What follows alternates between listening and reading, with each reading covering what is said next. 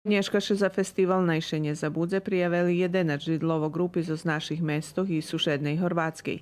Všetkých, ktorí budú obliečení do ruskoho národného obliečiva, budú učestvovať u jeho zmahateljnej časci, a drugi, medzi kotrima Đurđevska grupa Đurđevak i ansambl zo Spoljski, budú učestvovať u revijalnej časci. Toho roku sme evo pred Daku zajde da bude organizovanše i dlhoki festival stvarno i ta sme položili že dva špivanki u propoziciji ovog že budze, znači od kotre jedna še a kapela vyvedze, najmenje dva strofiše muša viza kapela. Posle može u provadzenju muziki i druga u provadzenju muziki. I dumame že već to bude dakuz, ajde, probujeme toho roku, to vidíme, či dobijeme na efikasnosti, či ne dobijeme. Festival počne u popoladnjovih hodzinoh oprez budinku društva zo zvistavu starih remesloh, a prihodna vistava bude otrimana i u budinku dakedišnji ruskej školi.